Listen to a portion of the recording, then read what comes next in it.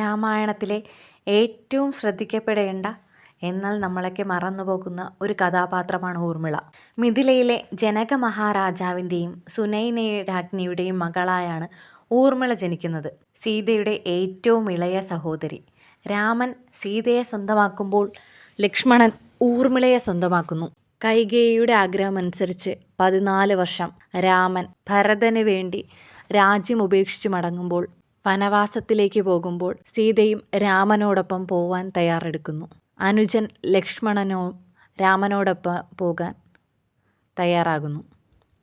പക്ഷേ ലക്ഷ്മണ ഭാര്യയായ ഊർമിള കൊട്ടാരത്തിൽ തന്നെ നിൽക്കേണ്ടതായി വരുന്നു. അങ്ങനെ രാമനും ലക്ഷ്മണനും സീതാദേവിയും കാട്ടിലേക്ക് പുറപ്പെടുകയും അവിടെ വച്ച് ലക്ഷ്മണൻ നിദ്രാദേവിയെ പ്രാർത്ഥിക്കുകയാണ്. നിദ്ര പോലും വെടിഞ്ഞ് എനിക്ക് എൻ്റെ ജ്യേഷ്ഠനെയും ജ്യേഷ്ഠത്തെയും കാക്കണമെന്ന് നിദ്രാദേവിയോട് വരം ചോദിക്കുന്നു. നിദ്രാദേവി പറയുന്നത്, നിദ്ര വെടിഞ്ഞ് ജീവിക്കാൻ കഴിയില്ല, അങ്ങനെ ജീവിച്ചാൽ നിനക്ക് മരണം വരെ സംഭവിക്കാം എന്ന് പറയുന്നു.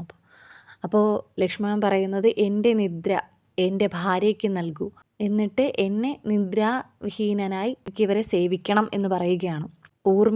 നിദ്രാദേവി ഊർമിളയുടെ മുന്നിൽ പ്രത്യക്ഷപ്പെടുകയും ഊർമിളയോട് നടന്ന സംഭവങ്ങൾ പറയുകയും ചെയ്യുമ്പോൾ അത്യധികം സന്തോഷത്തോടെ ലക്ഷ്മണൻ്റെ നിദ്ര ഊർമിള ഏറ്റെടുക്കുകയാണ്.